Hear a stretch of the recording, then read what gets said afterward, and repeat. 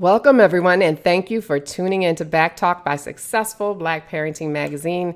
This is the talk show for parents. I'm JR Celeste, your host and publisher of Successful Parenting Media.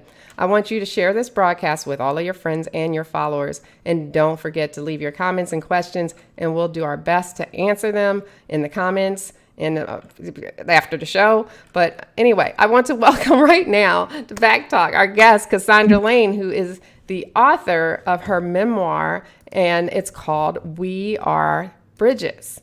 And we'll be discussing this book today because it has everything. It investigates Black motherhood, personal loss, and intergenerational trauma of racism in the United States. In addition, Cassandra is the editor-in-chief of LA Parent Magazine. So I welcome you to the show. Thank you so much, JR. It's so great to be here. Thanks for having me on. And she is in a remote location. So if you're watching the video or you hear a delay, she is in a cabin somewhere in the woods having a great old time. So I'm glad she was able to join us today. So thank you for taking time out of your Saturday to do this interview with us. Absolutely. So, I'm excited. Cassandra, tell us about the premise of your memoir, We Are Bridges. I mean, the cover is beautiful. I'll show you guys the cover in a little bit. Yeah, thank you so much. The cover artist is Crystal Quiles, and she read the book. I sent her tons of pictures, and she gave me back exactly what I thought. This book is about so much, and she got that. So the memoir follows my pregnancy. So I find out that I'm pregnant at around 36. I'm in Los Angeles. I'm a Louisiana to LA, one of those transplants. And I had already been working on the story of my great grandfather, Bert Bridges, who was lynched in 1904, and had kind of put that story to the side. But when I became pregnant, I became very interested in picking that story back up because that's as far back as I knew, in terms of my family history. And so we know that cycles repeat themselves. We know that, racial traumas are still going on. We know that if we don't know our history, that's actually can be very damaging. And so I wanted my child to have something about the history of his family. There weren't many records at all. I remember great grandma Mary very well. I was 11 when she died, and that was the love of her life. She never got over him. On her deathbed, she was still talking about how beautiful he was, crying about how the white people lynched him and how much she loved him. She only had one child, their child, my Papa Houston, my mother's father. And so I wanted to not only capture the generational trauma, but also what were those generational riches and the beauty and the love and the joy that my great grandparents had. I wanted my son to, have some sort of story, something tangible to hold on to, even though there were so many gaps in our history. Well, that's a great tribute to your son and something for him to look at and read later on. I think that's really great to write your history down. Do you know the story behind your great grandfather being lynched? We don't. My great grandmother carried that story within her and she didn't want to talk about it. I'm sure it was very painful for her. And she also, I think, wanted to protect us, the generations that came after. All she would say ultimately, and that was after much badgering, was that his name was Bert Bridges and that he was this beautiful, fine man who was very proud. He wasn't afraid of anyone, and the white people didn't like that. That, they thought he was uppity, sedity, and they lynched him. That's the That word only information that uppity, she would give us.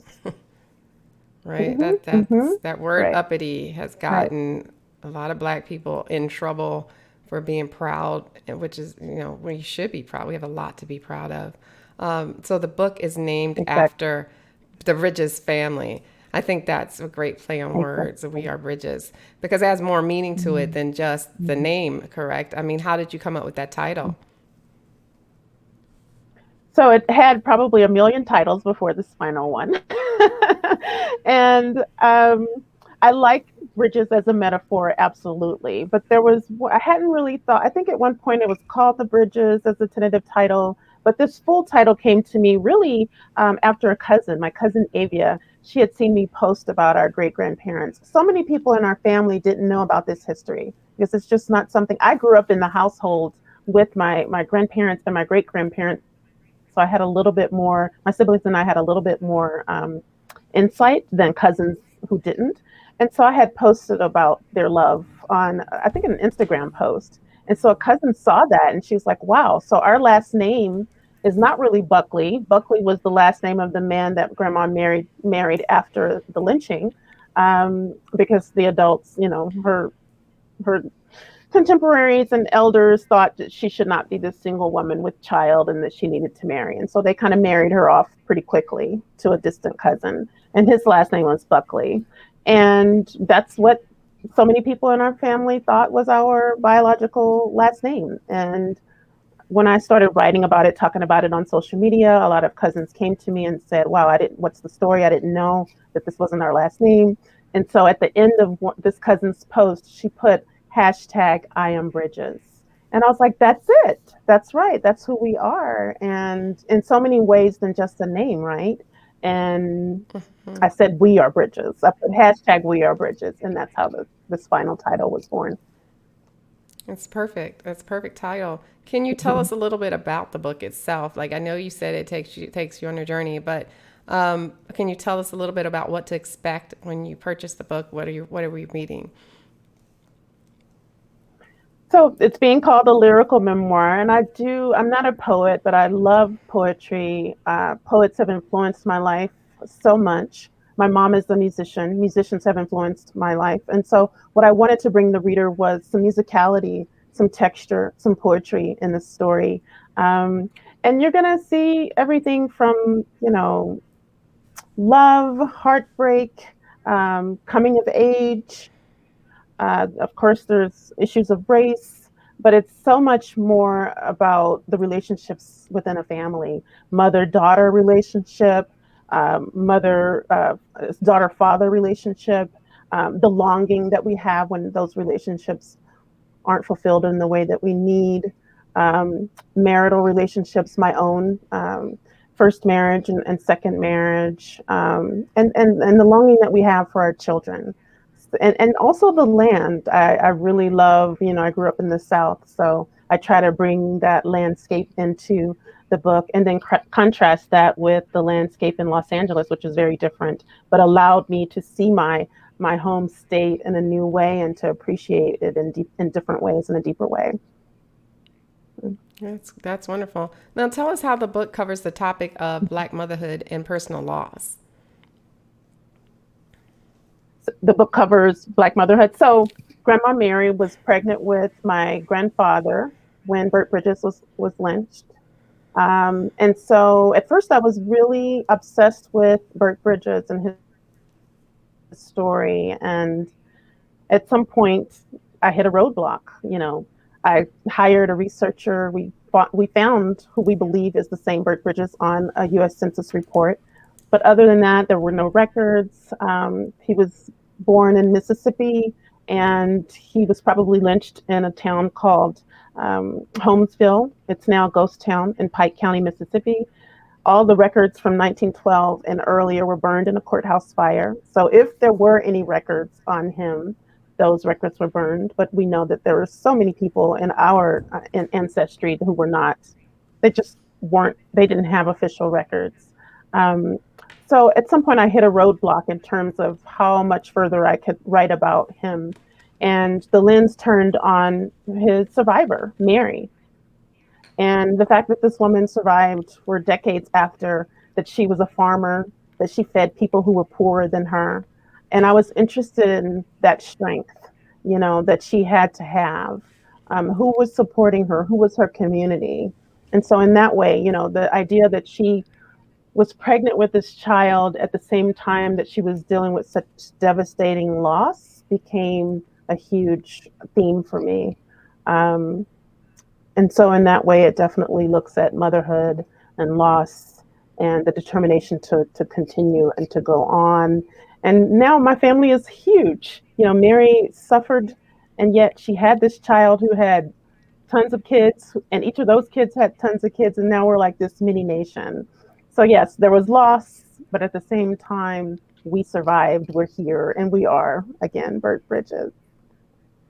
We are definitely survivors, and I think your family is a testimony to the whole culture because we are still here.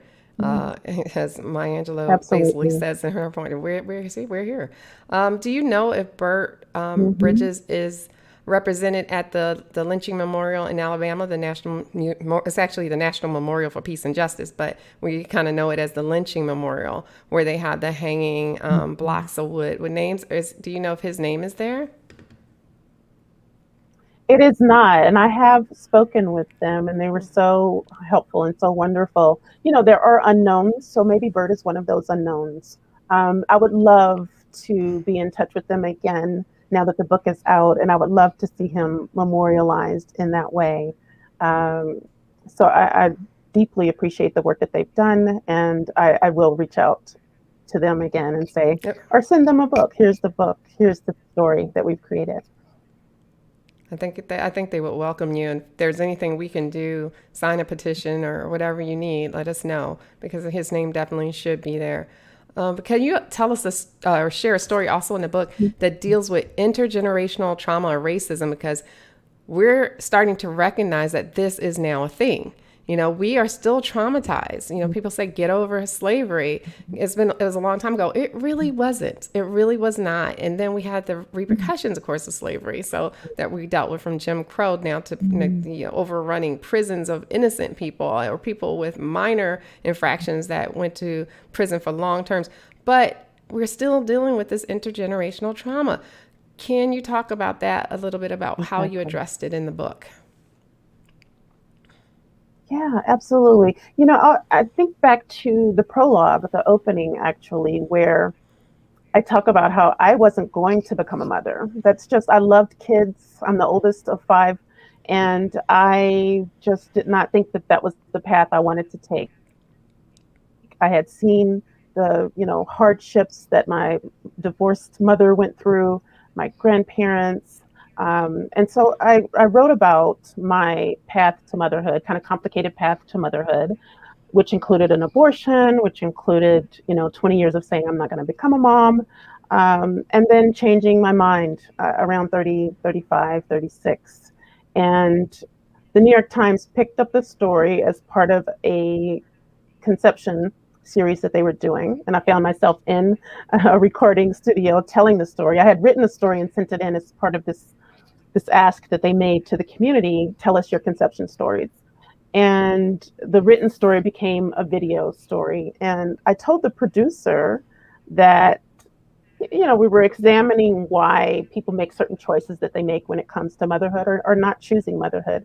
And I said, I think that so much of my fears around not wanting to become a mother are connected to that legacy of, racial, just the burden. And as a young woman, I thought, why bring another child into that? We know that we're facing. I've been dealing with microaggressions and macroaggressions in the newsroom, in my communities, and so I didn't necessarily want to bring a child into that. I thought that I could give back by helping other people's children, by teaching, by doing my creative work. And so I mentioned to the producer that the legacy of lynching in my family and how perhaps, you know, even though I wasn't verbalizing that, that was somehow a part of my bloodstream, my cell memory. And she didn't laugh, but she just kind of smirked and said, 1904, that was a long time ago. Hmm. And even though she wasn't willing to make those connections, something in me, and I wasn't working on the story as much as I should have been at that point. But I think after she said that and after the story ran, and again, it was her prerogative to cut out what she wanted to cut out and to write, to shape the story in the way that she thought was appropriate. But I knew that I needed to tell a fuller story, and I became more determined than ever to finish that story and to connect those dots because there is intergenerational trauma and now science backs that up through epigenetics. And so I'm glad that I had the opportunity to do that, to tell my full version of that story. I saw the impact of racism on, my uncles, my grandfather, the anger, Um, some of that turning into domestic, abuse. Not to excuse them in any way, but there's this violence that becomes echoed through the generations. White people were violent to our ancestors. Some of our men, unfortunately, turned that violence onto their wives, their partners. Those people turned it onto their children, and so I do address some of those issues in the book. Well, you told your story in such a great way that your book won a prestigious award. Can you tell us about that? Yeah, I'm still so thankful and grateful because Louise Merriweather, this award is named after this amazing icon, Louise Merriweather, who wrote the novel My Daddy Was a Number Runner. And she also was an activist, very much an activist, so strong, so proud. And the Feminist Press, which is my publisher, started an award in her honor about 4 years ago. And actually, 4 years ago, I was the fourth winner. And when the publisher called me, I was at work, so I couldn't scream as loud as I wanted to. But I was just so honored, one, to work with the Feminist Press, and two, to win a book publishing award in honor of this amazing woman who's still alive. I think she's 96. Her birthday is actually today. I saw on the Feminist Press website Oh, that they were wishing her a happy birthday. Yes, she lives in New York. So she's survived so much, and her writing is beautiful. Her activism is admirable, and I'm honored to be a part of her legacy in this way. I think that's wonderful, and I'm sure there are more awards to come for this book. It sounds like a wonderful story, and it's Thank beautifully done. Now, tell me, why is it important that you got this book out to other readers to tell your story? Why is it important to tell your story? I just believe it's my best form of communication. I didn't talk much when I was a child. I was super timid, super shy. And I remember my mom getting me my first journal with a little key that I could lock, and it just felt like my own thing. I loved reading, I loved stories. And I knew that there were other people like me who maybe they didn't feel like they were a part, sometimes even you feel like sometimes an outsider in your family or your school or what have you. Reading allowed me to feel a part of a community, to feel surrounded, to feel understood, and writing helped me do that as well. And I hope to give that same sense of comfort and belonging to readers that I felt as a child who kind of felt like an outsider. And also, I just feel like we all have a right to tell our story. We know that, people of color, our stories are still so grossly undertold in the publishing market. Not many books are published by Black authors, by Black women authors, it's even less. And so we need to be able to tell our stories just like other people tell their stories and tell our stories. So I definitely wanted to be a part of, the community that's determined to get our stories out there and encourage other writers or aspiring writers to do the same. Wow. I think that's a great point that, we need to be able to tell our stories. And I agree with Mhm. that 100%. Let me ask you, during the whole writing process, because, you're a writer, so what did you learn while you were doing this memoir? Oh my God, so much. um, I definitely had. It was hard. There were times where it was emotionally draining, physically draining, and I learned that I needed to take care of myself by just self care, whether that was exercise, getting out, enjoying life, spending time with my family, because I was going to some very deep places. So I needed to make sure that I was taking care of myself psychologically, emotionally, and spiritually. Um, I also learned that, and actually, I think this hit me more during the audio recording of the audio book. That yes, this is a story about my ancestors and my search for burnt bridges, but it also, unbeknownst to me while I was doing the bulk of the writing, was a longing that I didn't realize I still had for my own father, who wasn't there after the divorce. And so, those are things that I thought I had kind of put in the past. And as I was reading it during the audio recording, that's, a lot of emotions came up. And so it just kind of affirms for me that there's not necessarily always complete healing. I think healing is ongoing. And I made peace with that. You know, I thought sometimes you write a memoir, write a book, and you think, oh, this is very cathartic. And now this thing is healed. And that's not always the case. Yes, it is a part of your healing, but I think we can still teach. I think we can still live, live in even more full ways as we're still healing and as we still have those wounds. Okay. And what is the opening scene for the book? When we first pick it up, what happens first? You don't have to tell us any, great parts that you want us to read, but what do we expect when we get to the first chapter?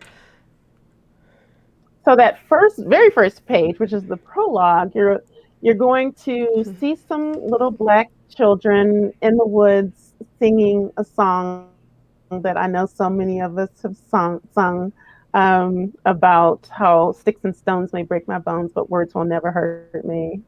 And I take that metaphor and talk about how words are hurtful, and the omission of words and stories can be damaging. So we open in the Wow. South. That is true. Very true. Now, will there be a follow-up book to We Are Bridges? Are you working on anything else? Yeah, I have another idea that doesn't have anything to do with the family story, but it's interesting. Some people have read the book. A few cousins have read the book. They read it in like a day.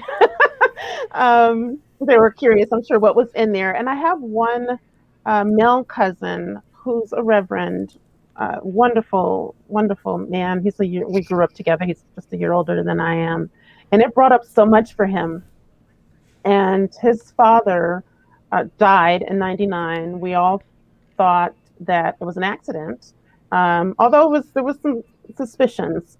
A lot of my uncles worked in the woods cutting down trees like my grandfather did, which I think is just, it's mind blowing when you think about what happened to our ancestor dying on a tree like that. And so Uncle David died in '99. It was supposedly an accident. Another vehicle, he was having lunch, they said, resting, or he had had lunch and he was resting against a tree, asleep, and this skeeter truck ran over him.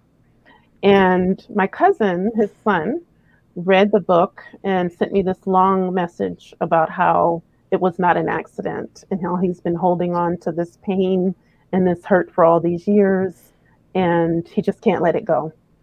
And I was like, wow, I remember asking for about a year, what happened to the investigation. This happened in our hometown, DeRidder, Louisiana. And I just, it was just supposedly inconclusive, and it was an accident. But his son did some digging. They think they know the three white men who were responsible. I think somebody hired them, he said. And so I ended up dreaming about my uncle that night and woke up just completely upset. So I don't know. I do want to talk to my cousin again and see, here I was working on this ancestral story, and this is contemporary times. Do I need to look at this? So I'll be talking to him, Sounds and we'll like see. sounds like a Netflix documentary about to happen, because that's really interesting.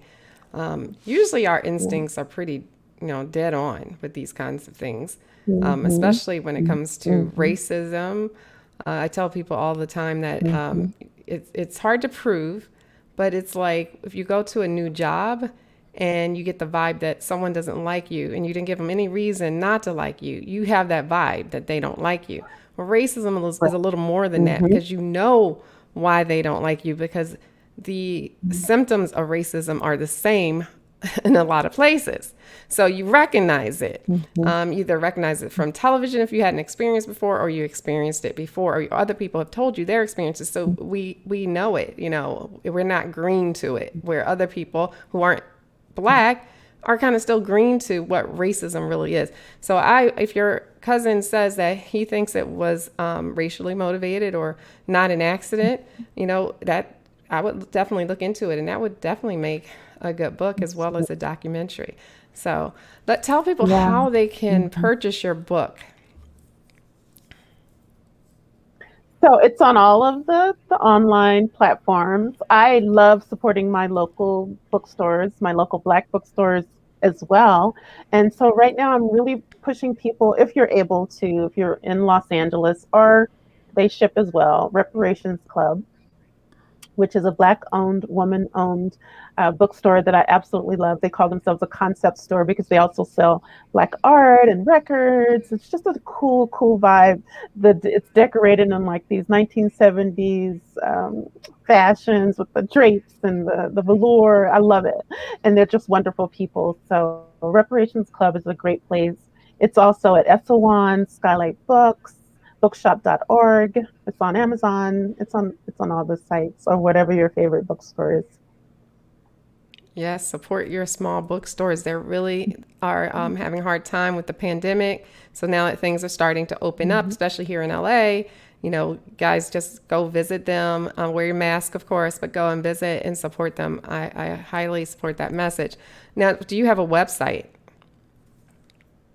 I do. My website is cassandralane.net. .net. And what are your social media handles so people can follow you too? Because you're this budding author that's going to have all these wonderful books. We want to make sure we know when the next one is coming. Oh, thank you, JR. So on Twitter, I'm at Cass Lane Writes. On Facebook, I'm at Cassandra Lane Author. And on Instagram, I'm at cassandra.lane71. All right, you guys heard that. So go and follow her right now. Pick up a copy of the book. Here it is again. I'll just show you the cover. Look how beautiful that is. That looks like something I would hang in my living room. Like I would get it really a large size and frame it and put it in my living room. I just love it. And see, I wrote "get it" on there. So that means go and I get love the it. book, yeah, guys. Go and get the book. All right. Well, thank you for coming on Back Talk today and introducing the world to your new book, We Are Bridges. Thank you, Cassandra. I really appreciate it. Thank you All so right, guys. So, no problem. And thank you all for listening to Back Talk by Successful Black Parenting Magazine, the talk show and podcast for parents. Share this broadcast with anyone who needs to hear it, and let's get the word out. Be sure that you visit our syndicated podcast replays on Anchor, Spotify, iTunes, Android, and more. We're everywhere. You can find us on Facebook, Twitter, Instagram under Successful Black Parenting or Successful Parenting Media. Don't forget to check out our website, successfulblackparenting.com, which is full of great content to help you to thrive and not just survive as a parent. I wish you all the best and much success. Take care.